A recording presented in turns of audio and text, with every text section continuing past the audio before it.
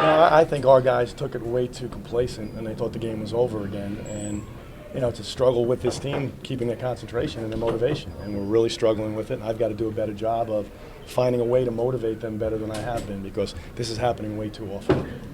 And you did know Manhattan was better than the 28% free throw. Of course. You knew they were going to get hot in the second half, and we were going to cool down because we shot really well.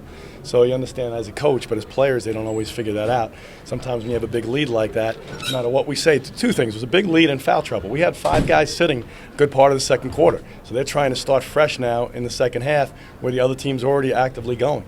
That's a hard adjustment to come back to, and we talked to them about it, and it didn't seem to matter. They made their run. We made a little push. Then they made the next runs, and we couldn't make a shot. Can you just talk about the way Scott played for a lot of that game? I thought Scott did a great job of distributing the ball, but the problem was we didn't have anyone else making plays. If Scott didn't get somebody the ball, nothing was happening. Other guys, need to do a better job of getting the ball, making plays themselves, stepping up a little bit more. He faced double teams like good part of the second half, and it limited his touches, and they did a great job defensively of doing that, and we didn't adjust to it well enough. Were you a little annoyed how Brown came into the game and took the game off? Well, again, I just think he's tougher than our guys and played tougher than our guys tonight. I think there's no reason a kid like that should go out and dominate a game. But, again, every time we seemed to be in there, it was a foul on one of our guys and they were going to the bench. And that's tough when you constantly we don't have a lot of bigs, but when they're constantly on the bench and we're trying to play small just to keep people out of foul trouble, that's hard. And credit to them, they played for 40 minutes. We played for about 26. Momo makes that little desperation shot there, so at least you think maybe you're going to overtime a chance to regroup. Yeah, you're hoping for it, and kid makes a prayer. Yeah. So, there's not much. But you know what? They earn their luck with their hard work. If you told me the game was going to end in regulation, who deserved to win that game? It was Manhattan. After the Hofstra game, Momo and some of the guys were talking about, that maybe they think they're too good and they need some wake-up calls. Is this one of those? This isn't a wake-up. This is a disgrace. Coach, you gave up over 50 points in the second half. Right. How do you feel about what you have to do to fix the defense? I need to recruit better. Just joking. No, we have a lot of work to go. Just trying to keep guys playing hard. We're small. If our guys aren't going to fight and battle in there, we're going to lose. And that's the story of our year. The games we've lost is because teams have beat us all on the boards in there. When our guards have to get in and rebound better and not watch. Their guards are going in, deflecting balls, knocking balls away, and giving them second chances, and their bigs were cleaning it up. Our guys don't have that same hunger right now, and they need to have it for a full game, and we're not getting that. Again, my fault. Mike, you got like the situation you're in, up 17 with 8 to go. What happened down the stretch? Well, we have a tendency. We always celebrate after we have a large lead.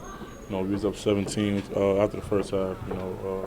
We always have a tendency of just celebrating too early. And I think that was one of our worst factors of the game. And we gave them confidence late in the second half, and we just got out rebounding late in the stretch in the second half. Some of the guys on the floor just looked like they just had the look of they couldn't believe what was happening, and there was just no way to stop it. Is that what it felt like out there?